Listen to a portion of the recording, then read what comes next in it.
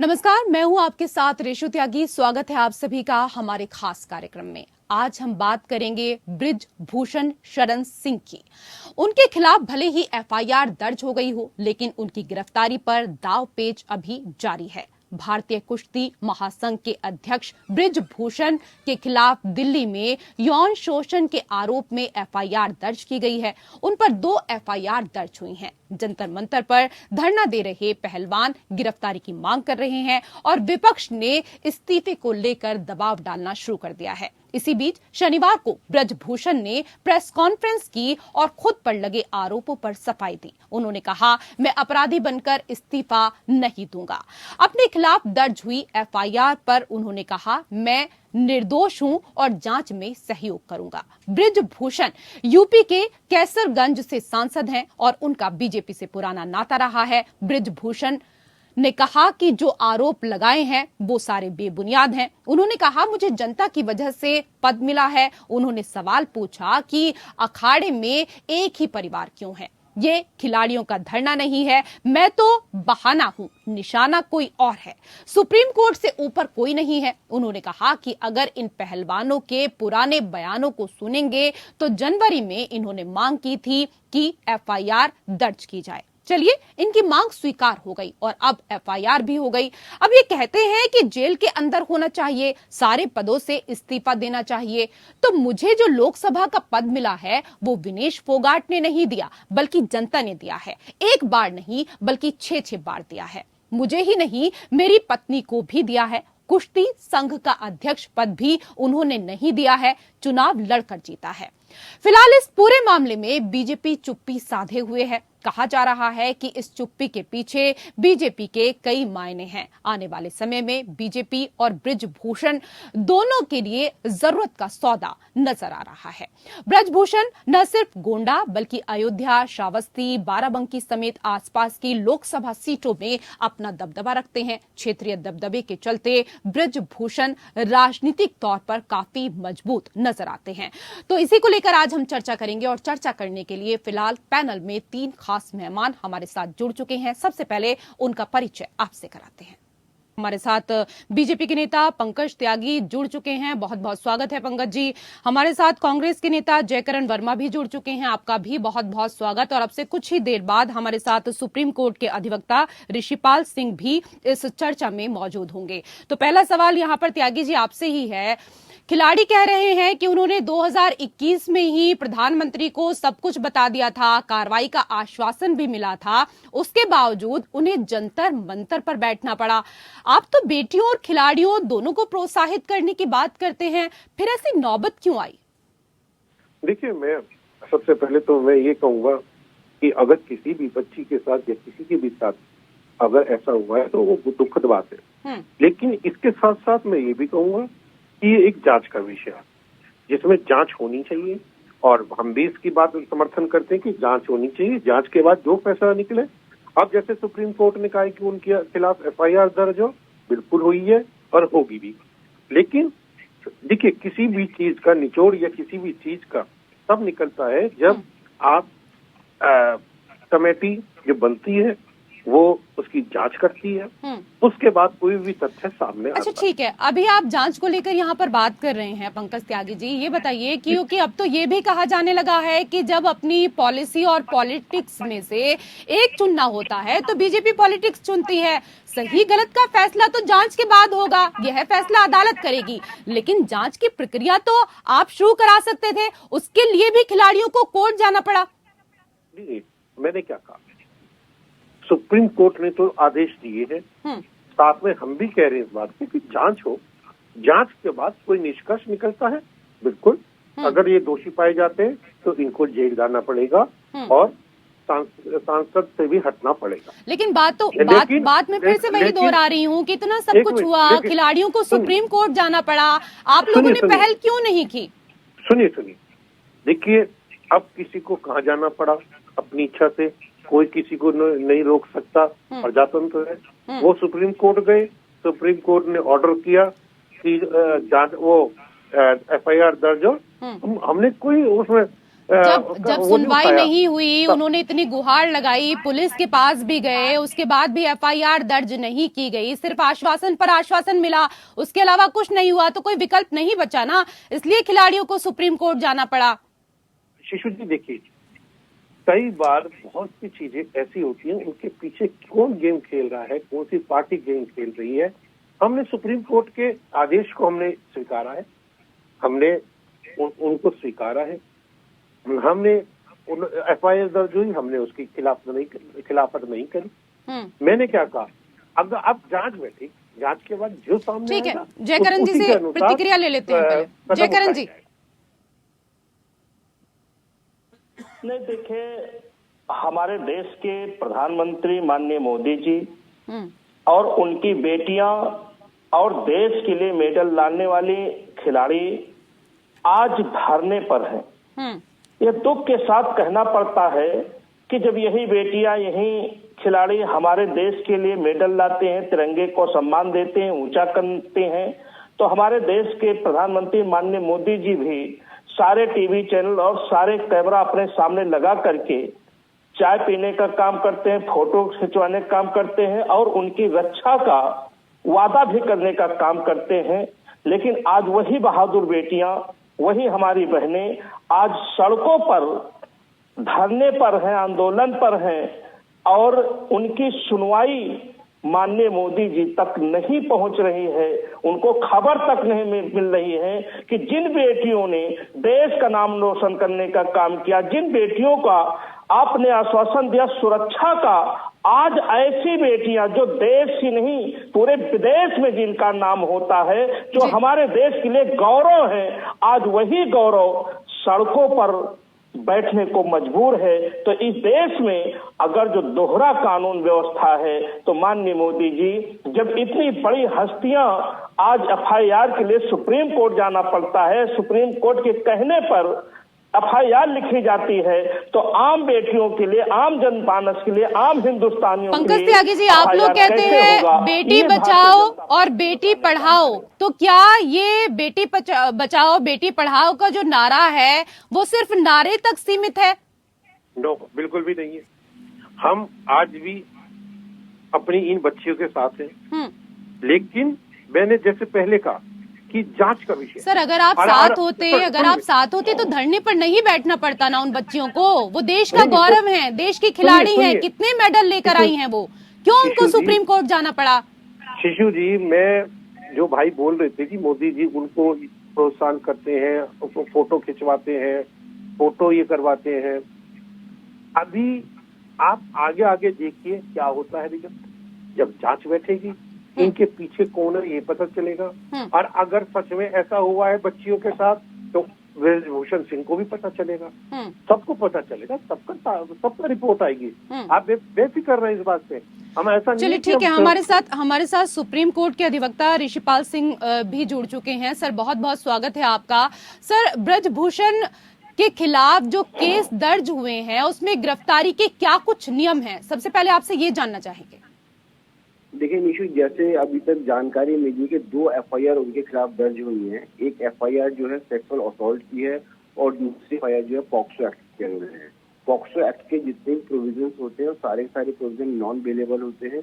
हालांकि जो sexual assault के प्रोविजन है वो भी नॉन बेलेबल है, लेकिन जो पॉक्सो जो एक्ट है उसके चलते वो केस की काफी संगीन हो जाता है। और सामान्यतः जब भी पॉक्सो एक्ट का जब भी किसी पे इल्जाम लगता है तो, और पिछले आप देखोगे बहुत सारे और भी अपराधी रहे हैं, तो सभी केसेस के अंदर अपराधी को गिरफ्तार किया जाता है और ट्रायल चलाया जाता है।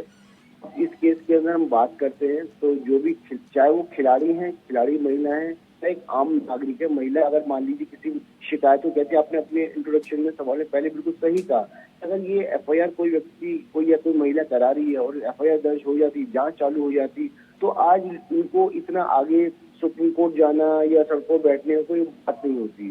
तो पहले अधिकार था, वो अधिकार भी था, वो कानून भी था। कॉग्निटिव ऑफेंस जब भी पुलिस अधिकारी की नॉलेज में आता है, उस कॉग्निटिव ऑफेंस पर एफआईआर को दर्ज करना उसकी ड्यूटी होती है। ऑलरेडी सेटल लॉ भी है और स्पेसिफिक सुप्रीम कोर्ट के जजमेंट्स भी हैं। तो उनके ऊपर कहीं ना कहीं मैं निजी तौर पर मानता हूँ कि पुलिस ने थोड़ी ढिलाई बरती। अगर वो हो जाती, जांच चालू हो जाती, तो दूध का दूध पानी का पानी रहता है। जितना अधिकार हमारे देश की उतना अधिकार। ठीक है त्यागी जी, अब क्या सफाई देना चाहेंगे आप? अगर पुलिस ढिलाई नहीं बरतती तो इतना समय नहीं लगता, एफआईआर बहुत पहले दर्ज हो जाती, जांच भी शुरू हो जाती। जैसे हमारे वकील साहब ने कहा है वो बिल्कुल सच बात है, ठीक बात है। लेकिन मैं फिर आप बार बार ये सोचेंगे, मैं एक ही बात कह रहा हूँ, ये जांच का विषय और हमारी पार्टी जांच के बीच में नहीं आएगी। हम लोगों ने हाथ हटा रखा है। अगर वो दोषी पाए जाते हैं तो दोषी को सजा मिलेगी और मिलनी चाहिए भी। ठीक है, लेकिन ये बात अब आप दोहरा रहे हैं, ये अब कह रहे हैं ना, पहले आपने नहीं कहा, पहले इस तरह की बातें आपने नहीं की। अब तो आपको पता है कि मामला सुप्रीम कोर्ट पहुंच चुका है। खैर जी, शिशु जी, किसी भी चीज का एक हल होता है, एक तरीका होता है। आज जब इसमें न्यायालय, कोर्ट इसमें शामिल हो गया है, तो हम कोर्ट के जो उन्होंने ऑर्डर दिया है, उनका स्वागत करते हैं। हम कोर्ट के साथ हैं, कोर्ट के खिलाफ नहीं है। इसीलिए हमारी पार्टी से कोई नहीं बोल रहा। जांच होगी, विषय होगी, वो पकड़े जाएंगे तो हम उनके साथ नहीं हैं। बिल्कुल साफ सुथरी बात है। हम ड्रामा नहीं करते हैं, हमारी पार्टी में ड्रामा करती है, लेकिन एक सत्यता बाहर आनी चाहिए। वो किसी भी बहन के साथ हो। ठीक है, जयकरण जी, ब्रजभूषण तो कह रहे हैं कि साजिश के पीछे कुछ बड़े उद्योगपति हैं और कांग्रेस जो है इस पूरे मामले में सिर्फ आग में घी डालने का जो काम है वो कर रही है। नहीं रेशु जी, देखिए दुख के साथ कहना पड़ रहा, अभी हमारे त्यागी साहब भारतीय जनता पार्टी के नेता प्रवक्ता बैठे हैं, वो कह रहे हैं कि हम ड्रामा नहीं करते। क्या हमारी बहन बेटियां जो आज देश की गौरव है वो सड़कों पर हैं, धरने पर बैठी, वो ड्रामा कर रही है? आपके निगाह में ड्रामा है?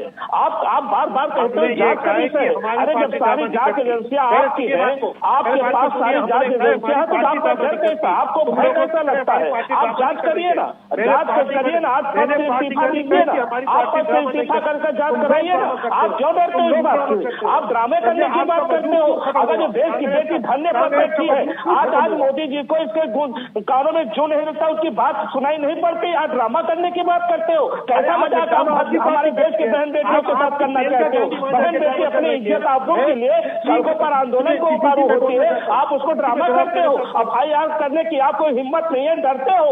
आप एक सांसद से डरते हो। उस सांसद के अंदर कौन से ऐसा दबाव माननीय मोदी जी पर, अमित शाह के ऊपर है, दिल्ली पुलिस के ऊपर है कि आपको इतना डर लगता है? चलिए इसको समझ लेते हैं। ऋषिपाल जी, क्या ब्रजभूषण शरण सिंह अब जल्द गिरफ्तार हो सकते हैं? इसको आपसे समझना चाहेंगे। बिल्कुल आप निशु सही कह रहे हैं कि एक तो जो उनकी गिरफ्तारी है वो ऐसा लगता है बहुत जल्दी होने की संभावना है, क्योंकि जिन सेक्शन के अंदर केस दर्ज किया गया है उन सेक्शन में गिरफ्तारी की संभावना पूरी है। लेकिन मैं एक वो इम्पोर्टेंट बात तो दोनों पैनलिस्ट से जरूर कहना चाहूंगा कि एक पैनलिस्ट जो त्यागी जी हैं वो सरकार को या देश को, समझो स्टेट को चला रहे हैं, दूसरी अपोजिशन पार्टी है।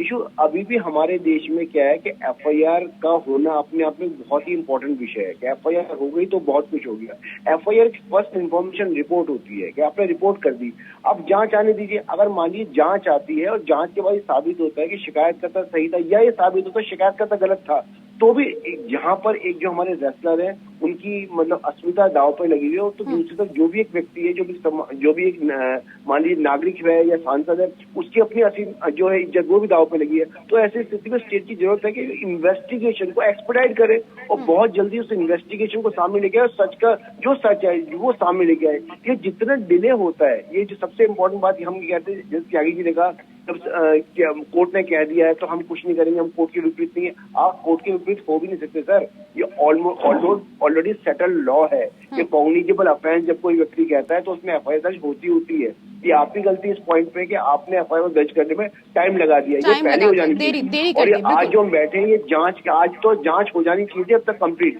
कि जांच हो गई, दूध का दूध और पानी का पानी हो जाता है। बिल्कुल, अगर समय पर एक्शन लेते तो जाहिर सी बात है कि जो विपक्ष है वो इतना हमलावर नहीं होता जिस तरीके से विपक्ष लगातार हमलावर हो रहा है। सर, ये भी आपसे समझना चाहेंगे कि जिन 2 मामलों में ब्रजभूषण के खिलाफ केस दर्ज हुए हैं उनमें कितनी सजा मिल सकती है? देखिए, जो जहाँ तक 2 एफआईआर, एक सेक्सुअल असॉल्ट की है, दूसरी पॉक्सो की है। सेक्सुअल असॉल्ट में जो सजा है वो अधिकतम उसमें जो 354 है, 354D है, उसमें सजा ये 3 साल का प्रोविजन है। और जो पॉक्सो में है उसमें अधिकतम सजा अगर देखेंगे, अधिकतम सजा जो है लाइफ है, क्योंकि वो पॉक्सो केस है, उसमें जो शिकायत करता है, उस शिकायतकर्ता जिस समय वो बता रही है ऑफेंस को होना, उस समय वो उसका क्लेम है कि उस समय में नाबालिग थी। तो ऐसी स्थिति में जैसे आपने और पिछले केसेस रहे हैं, आशाराम बापू केस रहा, और भी कई सारे केसेस रहे हैं, उन केसेस को चलते अगर ध्यान से देखेंगे जाएंगे तो केस बहुत गंभीर है।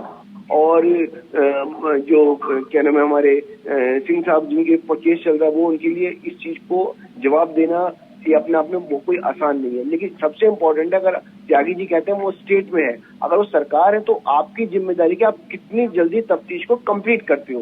अगर आपको लगता है कि हाँ भाई तफ्तीश कंप्लीट करने के बाद शिकायतकर्ता मैनिपुलेटिव है या किसी और दुर्भावना से केस किया गया, तो वो भी सामने आए ना, लोगों को पता तो लगे सच क्या है झूठ क्या है। वो जितना लंबा चले, और दूसरी बात ये सब आपकी जिम्मेदारी थी, ये कोई एहसान नहीं है कि आपने एफआईआर दर्ज कर दी, ये this was your responsibility, state की रिस्पॉन्सिबिलिटी है कि एफआईआर दर्ज करें, एफआईआर दर्ज करे, इन्वेस्टिगेशन करे, दूध का दूध पानी का पानी। तो बिल्कुल, और यही आरोप अगर किसी विपक्ष के नेता पर लगा होता पंकज त्यागी जी, तो क्या आप देर करते? तब तो आप हल्ला काट देते तुरंत।